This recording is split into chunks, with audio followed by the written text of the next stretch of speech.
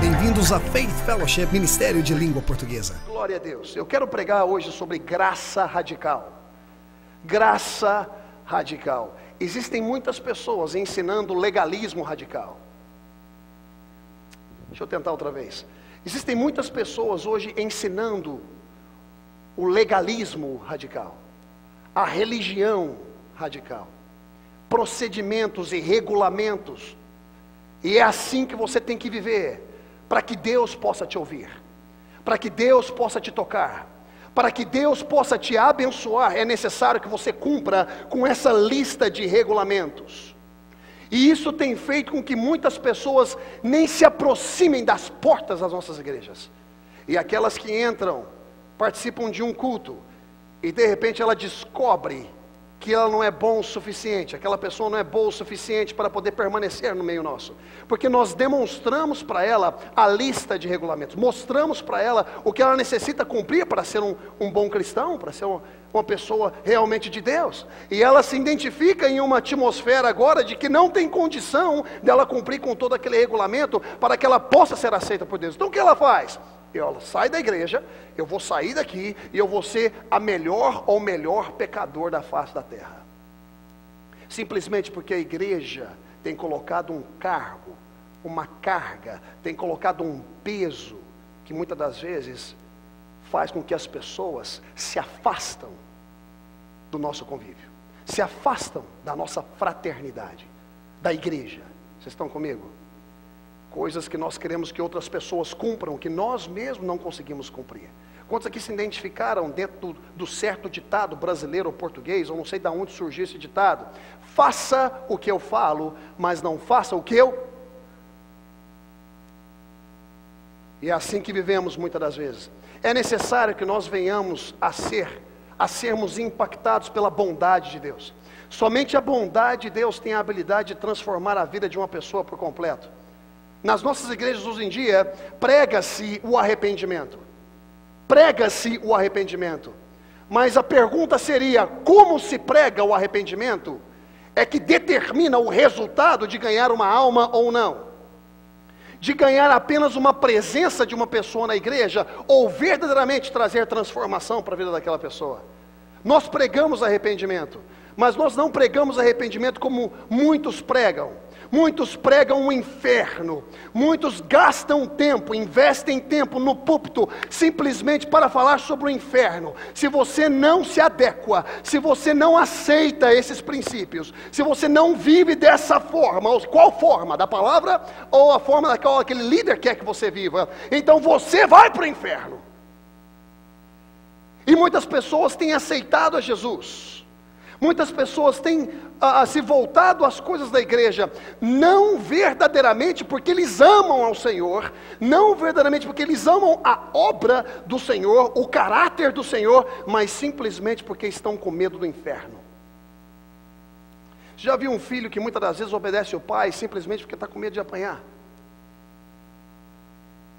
E é uma grande dificuldade em educar aquele filho. E o que mais o pai quer é ensiná-lo a obedecer por amor.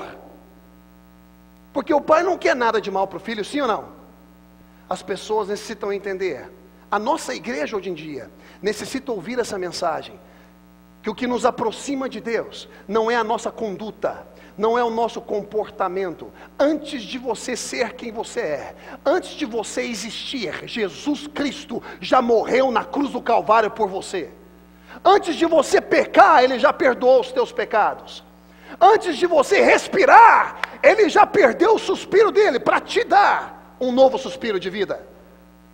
Ele não depende do que você faz para fazer aquilo que Ele quer fazer. Eu não estou te dando uma licença agora para você ir fazer o que você quiser. Não é isso que eu estou falando. Por favor, não edite essa mensagem. Por favor, não me mal interprete. Quando a graça te alcança, ela transforma a fim de que você venha a operar em obras por amor e não por obrigação. Graça mais obras. A palavra de Deus fala que aquele que simplesmente fala que ama o Senhor, mas não pratica, é como uma casa que é firmada sobre areia. Agora, meu amado, eu não vou falar para você aqui de forma nenhuma, porque a Bíblia não me dá base para isso. Embora muitos buscam diversos versículos bíblicos para comprovar a própria teologia deles, a própria metodologia. Você sabe, meu irmão, que se você quiser encontrar qualquer coisa na Bíblia para poder comportar e para poder simplesmente apoiar uma má interpretação sua do que aquilo significa, você vai encontrar na Bíblia. Você vai encontrar na Bíblia. E é isso que muitos fazem. Eles pegam alguns versículos bíblicos e encaixam aquele versículo à perspectiva deles, e não a perspectiva deles se encaixando de acordo com o que a Bíblia realmente quer dizer. Sim, nós pregamos o arrependimento, mas o que é o arrependimento? O que é o arrependimento? O arrependimento nada mais é do que a mudança de mente, mudança de perspectiva. O que você fazia antes, agora você se depara com uma tamanha graça, bondade e amor, que você decide não fazer mais, não porque existe um inferno, não porque existe a disciplina na igreja, não porque você pode ficar mal diante dos irmãos, não, você não faz mais aquilo que você fazia antes, porque a graça do Senhor veio e te suportou, e te favoreceu, e te amou quando você se encontrava no seu lixo, quando ninguém dava nada por você, quando você estava perdido na lama, Ele te arrancou do lamaçal do pecado e firmou os seus pés sobre a rocha da salvação. Quando ninguém mais acreditava em você, quando ninguém mais acreditava na tua visão, quando ninguém mais acreditava na tua família, quando ninguém mais acreditava nos teus filhos, quando ninguém mais acreditava na tua integridade, Jesus entrou em cena e te defendeu, e te levantou, e te deu uma nova oportunidade. E é por isso que nós não fazemos as coisas que fizemos antes, mas simplesmente porque nós amamos aquele que nos acolheu de braços abertos, e guess what? Não jogou na nossa cara depois que nos acolheu, não joga na nossa cara aquilo que Ele fez por nós. É necessário que nós venhamos a aceitar essa realidade que foi conquistada por Jesus. Eu sempre digo que a informação que você ouve, ela é julgada pela informação que já está dentro de você. Qual é a informação que já está dentro de você? Por favor, meu amado, tenha paciência contigo mesmo. Tenha paciência para que a palavra de Deus possa te transformar pouco a pouco. Tenha paciência no processo de renovação de mente. Não desista. Mas por favor, não julgue aquilo que foi dado a você por Jesus, simplesmente porque todos esses anos nós estamos escutando uma coisa. Todos esses anos estamos escutando sobre legalismo e religiosidade. E hoje escutamos o que nós estamos escutando agora mesmo e pensamos que é um outro evangelho. Compramos pirataria a nossa vida inteira, e agora que realmente compramos um DVD original, desconfiamos, quando na verdade o problema está no DVD, o problema está no aparelho de DVD e não no CD. Vocês estão entendendo onde eu estou querendo levar vocês? É necessário que nós venhamos a estar dispostos a essa renovação de mente. A bondade de Deus, meus amados, é que nos lidera e nos guia ao arrependimento. Não é jogar na cara de alguém que vai liderar ela ao arrependimento. É a bondade de Deus que nos guia ao arrependimento.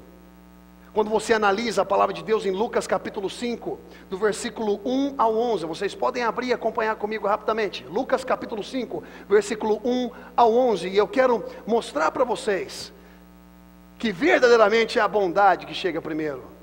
Deus não olha a sua cor de pele, Deus não olha o seu comportamento para poder te abençoar. Ele, quando decide te abençoar, Ele te abençoa mesmo no seu lixo, mesmo quando você está todo errado. Se Ele decide, Ele faz. Se Ele decide, Ele faz. E um grande exemplo disso é quando Abraão mentiu, que Sara era irmã dele. E ele mente por 2 vezes. E as 2 vezes ele ainda sai próspero. Por quê? Porque Deus não está em aliança com o seu comportamento. Deus está em aliança com o sangue de Jesus que está na sua vida. E Ele não vê como os homens veem. Ele não vê o presente seu, mas Ele vê a sua vida por completo. Ele consegue encontrar glória, mesmo quando você não consegue achar nada positivo na sua vida. Ele consegue ver ouro, mesmo quando você olha para você mesmo e fala assim: como é que Deus pode me amar dessa forma? Ele continua paciente com você, mesmo quando você mesmo fala para você mesmo: para mim chega, eu não sirvo para isso. Esse é o nosso Deus. Em Lucas capítulo 5, versículo 1 ao 11, nós vemos o primeiro encontro de Jesus com Simão.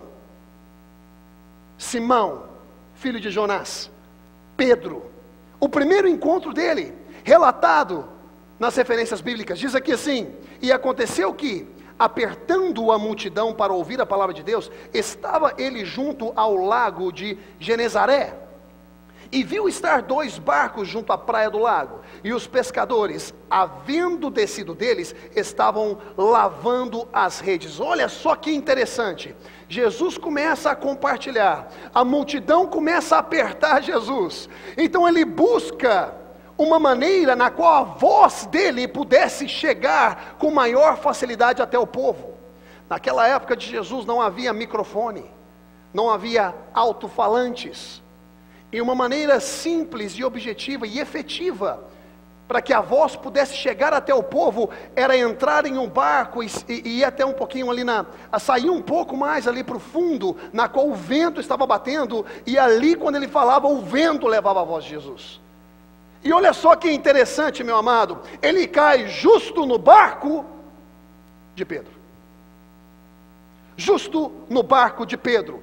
Pedro estava ali na hora certa, tendo todos os utensílios que Jesus precisava, no momento certo, porque o que Jesus precisava era de um barco. E a palavra de Deus nos relata, e entrando num dos barcos, que era o de Simão, pediu-lhe que o afastasse um pouco da terra, e assentando-se ensinava do barco a multidão. E quando acabou de falar, disse a Simão: faze-te ao mar alto e lançai as vossas redes para pescar. E respondendo Simão, disse-lhe: mestre, havendo trabalhado toda a noite, nada apanhamos, mas porque mandas, lançarei a rede. Amados, veja bem como ouvir, e o ouvir a palavra de Deus produz fé. Antes de Jesus pedir para ele lançar a rede, primeiro Jesus pregou. Primeiro Jesus pregou. E depois de Jesus ter pregado, ele intimida, ele como que anima Pedro a lançar a rede novamente. Meus amados, entenda algo. Pedro era um profissional. Pedro sabia exatamente como é que funcionava a parada, se tinha peixe ou se não tinha. Ele pescava ali por anos, e de repente chega um camarada, que ele nunca tinha visto na vida dele. Olha o poder da fé, olha o poder que é produzido através da palavra de Deus, quando você ouve ela, e principalmente quando sai da boca de Deus. E ele fala: porque tu mandas. Porque toda a mensagem, Pedro estava admirado de escutar a Jesus, tamanha autoridade fluía na vida de Jesus. E é por isso que ele se submete e fala: porque tu mandas, eu vou lançar a rede mais uma vez. Não pela lógica, fé não tem nada a ver com lógica. Não pela lógica, porque eu conheço muito bem esse mar, eu conheço muito bem e sou altamente preparado naquilo que eu faço. Mas eu vou lançar, porque tu me deste a palavra. Meu amado, Deus tem falado contigo, Deus tem te dado uma palavra.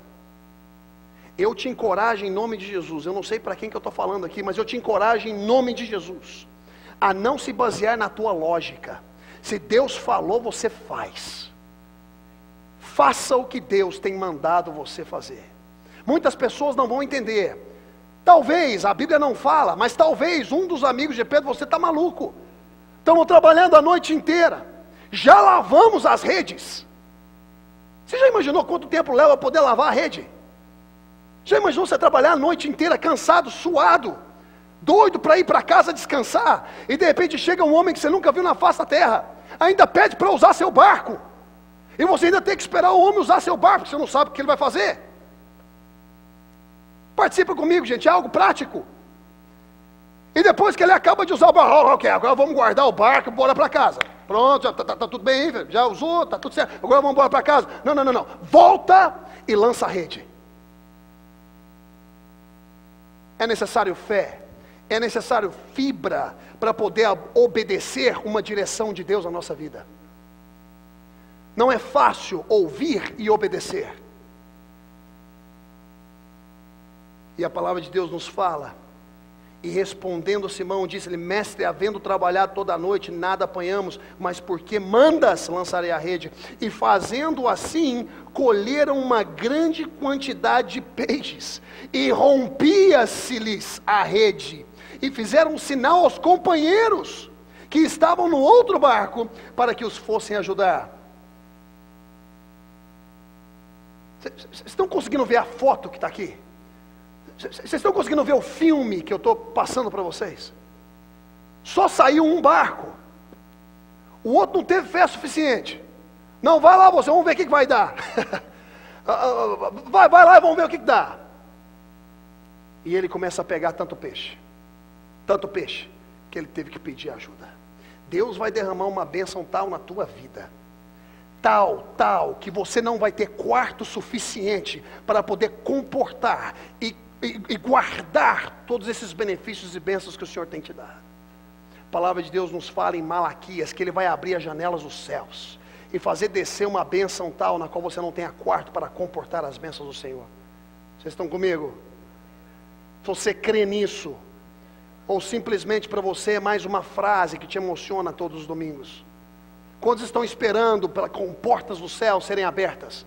Quantos estão esperando por isso? E continuando diz assim: e vendo isso, Simão Pedro, e fizeram sinal aos companheiros que estavam no outro barco, para que se fosse, e foram e encheram ambos os barcos, de maneira tal que quase iam a pique, ou seja, quase afundou o barco, os dois barcos. E vendo isso, Simão Pedro prostrou-se aos pés de Jesus, dizendo: Senhor, ausenta-te de mim, porque eu sou um homem pecador. A pergunta que eu tenho para te fazer aqui agora é o seguinte: quem chegou primeiro, a bênção ou o arrependimento de Pedro, ou o reconhecimento dele em falar que ele é um pecador? Você acha que Jesus estava preocupado em saber se ele era pecador ou não? Se ele era crente ou não? Você acha que Jesus estava preocupado em saber se Pedro era estudado ou não? Se ele tinha qualificações ou não?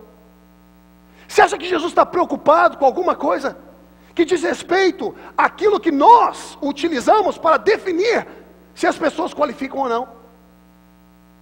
Jesus simplesmente abençoa ele. Quem chegou primeiro, a bondade ou o arrependimento? Respondam para mim em alta voz. Quantas vezes Deus te abençoa e você não entendeu? Como é que pode Deus me abençoar nessa fase da minha vida? Como é que pode Deus me proteger nessa fase da minha vida, na qual eu estou fazendo tudo errado? Quando Deus tem a mão dele sobre uma pessoa, não tem como você escapar, campeão. Não tem como você escapar. O livre-arbítrio teu acaba quando a graça de Deus te alcança, porque você vai se decidir por ele. Você vai se decidir e decidir seguir tudo aquilo que ele quer.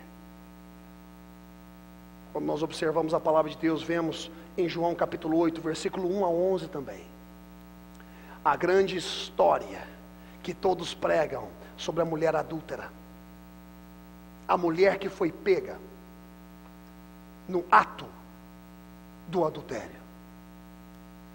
E nessa história nós sabemos que alguns fariseus e líderes religiosos que estavam tramando encontrar algo para poder buscar em Jesus algo errado para que eles pudessem matá-lo. Você vê que o alvo aí não era mulher. Você vê que o alvo aí não era mulher. Sabe o que a religião faz muitas das vezes, meus amados? A religião utiliza pessoas para poder pegar outras pessoas, mas ela não se importa com nenhuma das duas. Hoje eu vou pregar com o teu amém ou sem o seu amém. Vou pregar feliz. Religião neutraliza o ser humano, porque a religião só está interessada nela própria. Religião não está um pingo interessado no que você sente, senão cumpra o que eu te pedi para cumprir. Siga o que eu pedi que você seguisse. Isso é religião. Eu disse que isso é religião. Essa mulher é colocada e Jesus escrevia na areia. A palavra de Deus fala que ele escrevia na areia. Em uma versão teológica fala, estudo, linha teológica fala, que o fato na qual Jesus estava de cabeça baixa, escrevendo na areia, é porque talvez aquela mulher estava sem roupas. Ela foi pega no ato do... E você sabe que religião, muitas vezes, a religião te expõe. E te traz a vergonha, sim ou não? A religião, muitas das vezes, faz com que quando você erra, te traz para frente da igreja, e fala para toda a igreja o seu erro. Porque é isso que eles entendem que arrependimento significa. Confessa os teus pecados. Será que eu estou falando com alguém aqui nessa noite? Será que verdadeiramente esse é o amor de Jesus? Será que verdadeiramente essa é a mão misericordiosa, bondosa, graciosa e que nos favorece? Será que verdadeiramente Jesus morreu naquela cruz do Calvário para poder trazer vergonha para você diante dos teus irmãos quando você erra?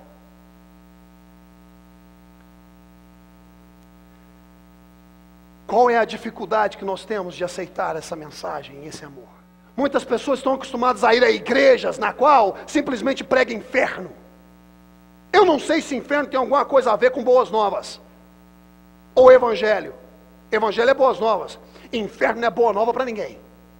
Eu não estou falando que inferno não existe, e não estou falando que o inferno não está preparado ali para o diabo, seus demônios e os filhos da desobediência que negarem a salvação. Mas enquanto nós estamos nessa dispensação que se chama graça, se prega o sangue, se prega o sacrifício, se prega a redenção, se prega graça, graça, graça. Nós estamos em um tempo de graça e não julgamento. Afinal de contas, você não tem nem sabedoria para julgar os outros.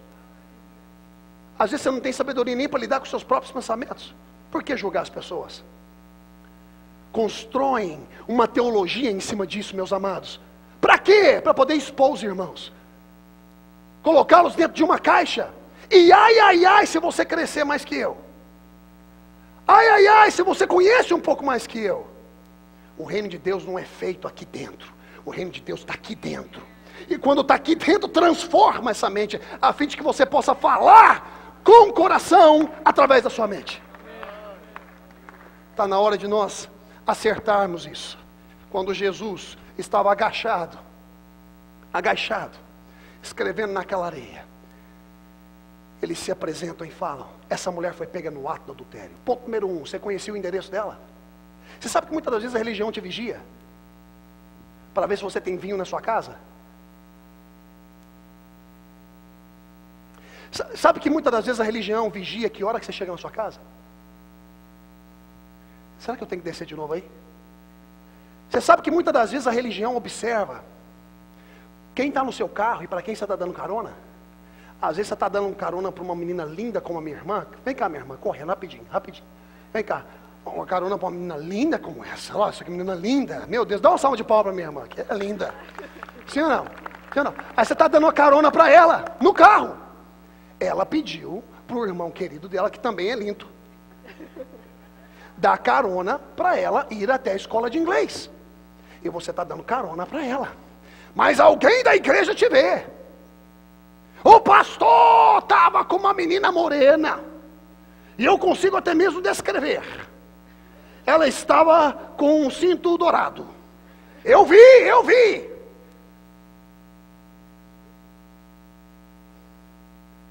Leva para o board da igreja, thank you. Chama todos os obreiros, presbítero, diácono, tudo que tem lá.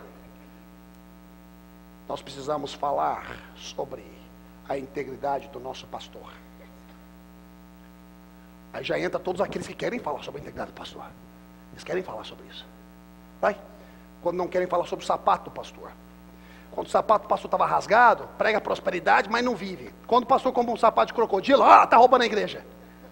Nunca se ganha, é como bater num bêbado. Você bate num bêbado, você é covarde. Você apanha do bêbado, nossa, você apanhou do bêbado. Sim ou não, gente? Religião faz isso. Bota um olho grande na sua vida. Não porque se importa contigo, mas porque quer encontrar algo para poder te condenar, e te julgar, e te expor, e te neutralizar, e te jogar no chão.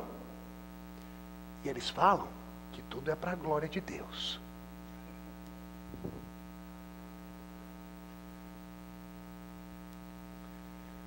Jesus olha para aquela mulher que foi pega no ato do adultério.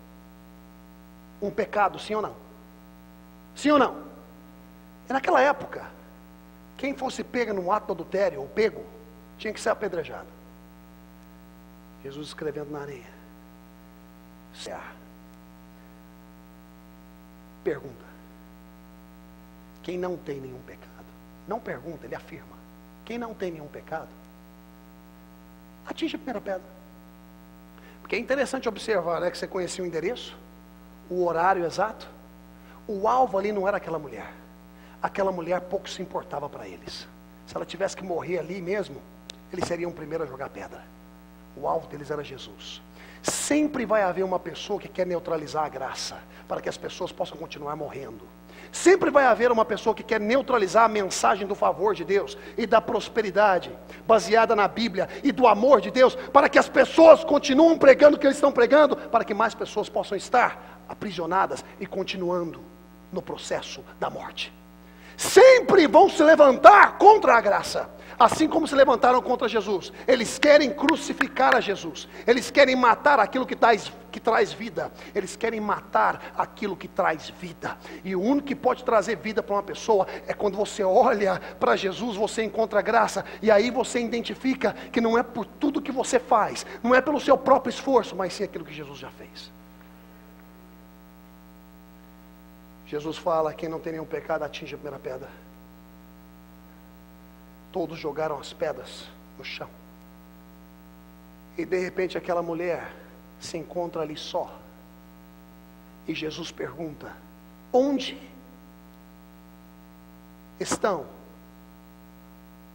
os seus acusadores? Quando a graça de Deus entra dentro do teu coração, oh cara, quando a mensagem da graça e do amor de Deus entra dentro do teu coração, o Espírito Santo vai falar dentro de você: onde se encontra os seus acusadores? Porque agora você sabe quem você é. Agora você sabe quem Jesus é dentro de você. E nenhuma condenação há para aqueles que estão em... E aquela mulher responde e fala assim: ninguém me acusa, Senhor. E aí aquele que tem todo o direito de acusar, porque ele é justo, e foi dado o direito a ele, decide falar para aquela mulher: nem eu. Por que Jesus decide falar nem eu? E tem muitos pastores falando assim: não, deixa comigo. Por que Jesus decide estabelecer graça e muitos permanecerem na lei? Por que muitos irmãos, não só líderes, irmãos, decidem continuar numa vida de lei? Será que eles não conseguem ver que em algum momento eles vão falhar? E a palavra de Deus fala que se você seguir pela lei, você já está condenado. Está condenado por quem? Por Deus? Por Jesus? Não, você está condenado por ela. Porque quando você erra mediante a lei, você tem que pagar multa, sim ou não? E o preço do pecado é? Quando você peca é contra a lei? Quando você peca é contra a lei? Quando você peca é contra a lei? E se é contra a lei, qual que é o preço? Mas Jesus veio dar vida e vida com abundância. É interessante observar Zaqueu. Zaqueu. Jesus vira para ele, baixa estatura, tentando ver Jesus. Ele sobe em uma árvore e Jesus olha para ele. Não foi ele que olhou para Jesus. Não foi ele que achou Jesus, foi Jesus que achou ele. Não foi nós que amamos a ele primeiro, mas foi Deus que nos amou primeiro. Ele vê Zaqueu na situação dele. Ele vê a necessidade de Zaqueu. Ele se identifica com Zaqueu e fala: Zaqueu, desce daí. Hoje mesmo me convém estar em sua casa. E todos aqueles agora religiosos que estão ao redor começam a criticar a Jesus. E começam a falar: como pode? Esse homem come com publicanos, come com pecadores. Jesus foi conhecido como amigo de pecadores. Ele não era conveniente com atitude e comportamento, mas ele era amigo deles. Você só pode mudar uma pessoa quando você entra para dentro da vida dela. Do contrário, você não muda a vida de ninguém. Quando chega na casa de Zaqueu, a palavra de Deus não relata que Jesus começou a pregar. A palavra de Deus fala que do nada Zaqueu vira para Jesus e fala: se porventura eu roubei alguém. Meu querido, você sabe muito bem que quando uma pessoa fala assim é porque ela já roubou alguém, sim ou não? Sim ou não? Se porventura eu roubei alguém, eu vou retornar 4 vezes mais. E a palavra de Deus fala que ele era chefe dos publicanos. Ele não era apenas um publicano, ele era chefe dos publicanos. Quem chegou primeiro na casa dele? O arrependimento dele ou Jesus? A bondade. Quem chegou primeiro, a bondade ou o arrependimento? Jesus vira para você: hoje mesmo chegou salvação na tua casa. Mas a salvação chegou antes mesmo dele se arrepender. Porque a salvação é Jesus. Ele é a porta. Muitas pessoas falam que a porta é estreita, porque a Bíblia fala, porque Jesus disse: quem é a porta? A palavra de Deus fala assim, que eu sou a verdade e a vida. A palavra fala que eu sou o caminho, a verdade e a vida. E eu sou a porta. Significa, meu querido, que a porta não é tão estreita assim não. Você faz dela estreita com seus comportamentos. A porta é Jesus, e o coração dele está aberto largamente para poder te aceitar e te receber. Como você interpreta? Como você interpreta? Como você interpreta? Jesus estava prestes a ser crucificado. Penduraram ele naquela cruz. Cuspiram na cara dele. Por causa de mim, por causa de você. Pisotearam ele. Fariseu e saduceu tentando fazer de tudo para poder levar o Filho de Deus à morte. À morte. E quando crucificaram ele lá naquela cruz, viraram para ele e falaram: se você é o Filho de Deus, se você verdadeiramente é o Filho de Deus, desça daí. Jesus poderia ter chamado toda uma legião de anjos, poderia ter acabado com essa história ali mesmo, mas ele viu você naquela cruz, ele viu a mim naquela cruz, ele viu a igreja dele naquela cruz, ele viu seus filhos, ele viu o seu destino, o propósito da tua vida, os teus dons, ele viu tudo aquilo que ele queria fazer antes mesmo da fundação do mundo. Ele vira para aquelas pessoas que estão ali, olhando para elas, exclama ao Pai e fala assim: Pai, perdoa eles. Você imagina alguém te pegar e te dar uma surra, te escorraçar, assassinar seu caráter, tentar assassinar seu caráter, a sua integridade, acabar contigo, te dar uma surra, e de repente você vira para aquela pessoa e fala assim, vira para Deus e fala: Senhor, perdoa eles, não sabem o que fazem. Amados, veja bem, perdoa eles. Eles não sabem o que fazem, não é o que estão fazendo. Naquele instante, Jesus fala algo, uma frase poderosa: perdoa eles. Eles não sabem o que fazem, o que fizeram no passado, o que estão fazendo agora e o que vão fazer no futuro. Significa que Jesus libera um perdão passado, presente e futuro. A lei não faz isso. A lei não faz isso. Significa que quando você peca, Ele é fiel e justo. Tem um advogado que é fiel e justo, à destra do Deus Pai. Ele sim é que toma conta de você. Ele sim é que te conforta. Aonde é que a religião tem nos colocado? Não mais! Eu digo não mais! De uma vez por todas, nós temos que nos jogar nesse rio de água viva. Nós temos que nos jogar nos braços do Pai. Meus amados, para terminar, eu quero falar algo rapidamente. A palavra de Deus nos fala em Lucas. Jesus libera 3 parábolas poderosas. Parábolas. Ele ensinava por parábolas. Era algo prático, na qual o povo tinha uma facilidade de entender as parábolas. E aqueles que eram os sabidos, os entendidos, os inteligentes, tinham um pouco de dificuldade de entender. Jesus falou assim, que havia uma ovelha que tinha se perdido. Quantos já leram essa parábola? Lucas capítulo 15. Lucas capítulo 15, quando os fariseus e os saduceus estavam escutando a Jesus. E a palavra de Deus fala que os publicanos e os pecadores também estavam escutando. Mas os que começaram a murmurar contra Jesus e a mensagem que ele estava pregando, não eram os pecadores e não eram os publicanos, mas sim aqueles que pensavam que sabiam algo, mas sim os líderes religiosos. Esses estavam indo contra Jesus. O povo está clamando lá fora. O povo está com sede, eles querem beber água, eles estão em busca de você. Eles estão em busca de você, que está sentado aqui. Eles querem você para poder dar água para eles.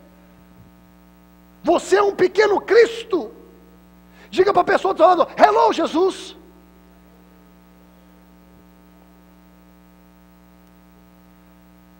Às vezes tem gente que tem dificuldade de falar isso. Se eu sou templo do Espírito Santo, Ele habita em mim, eu sou cheio do Espírito Santo, por que não falar, hello Jesus? Eles estão em busca de você.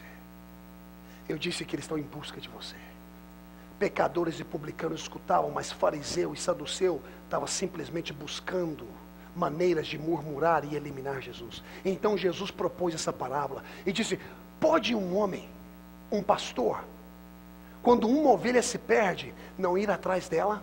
E quando ele vai atrás dessa ovelha, ele quando a encontra, se alegra tanto, e ele pega essa ovelha e coloca nos seus braços. E depois de colocar nos seus braços, ele volta para casa, e a história não para por aí. Depois que chega em casa, ele chama os vizinhos e fala: se alegrem comigo, porque o que estava perdido foi encontrado. Meus amados, tem uma teoria lá fora, de quando a ovelha se perde, pastor tem que ir atrás, pegar um pedaço de pau, quebrar a perna dela e trazer ela de volta, porque ela, se encaminhar, ela não vai fugir de novo. Aí ela se acostuma com o cheiro das outras ovelhas, e assim ela se acostuma com o lugar. Pelo amor de Deus, quem inventou uma mentira dessa? Pelo amor de Deus, quem inventou uma religião dessa? Onde é que o pastor vai sair e vai quebrar a perna de ovelha? Aonde é que Jesus vai fazer isso? A perna de Jesus foi quebrada por você. As costelas dele foi rompida por você. Ele não vai quebrar a perna sua porque você está tendo um senso de rebeldia. Ele sabe que nós estamos propícios a isso. Ele sabe das nossas falhas, dos nossos erros, das nossas limitações. Mas nada pode sair de Jesus a não ser amor, perdão e graça. Quando ele encontra aquela ovelha, não foi a ovelha que saiu correndo para se encontrar com Jesus, foi Jesus que veio ao encontro da ovelha, na onde ela estava, perdida, cheio de situações aí ao redor dela. Oh God, ele pega aquela ovelha sem se importar com o cheiro, sem se importar com o cheiro, ele bota no ombro. A palavra de Deus fala em uma versão, ele abraça essa ovelha gostoso.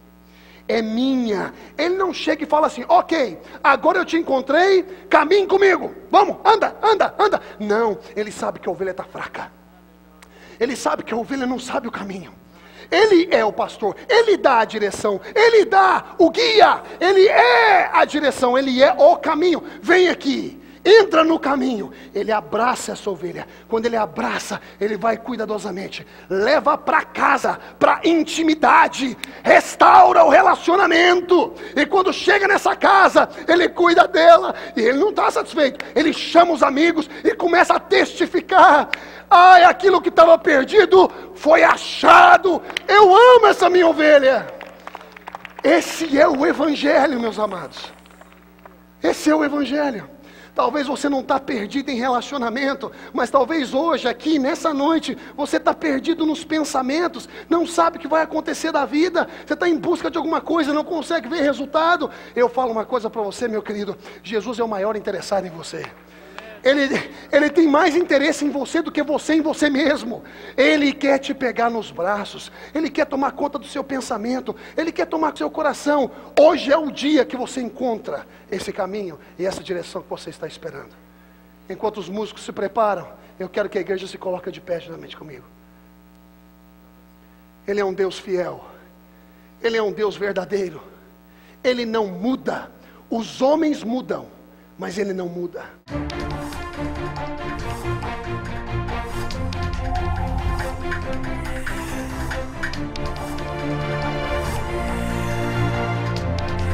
Bem-vindos a Faith Fellowship, Ministério de Língua Portuguesa.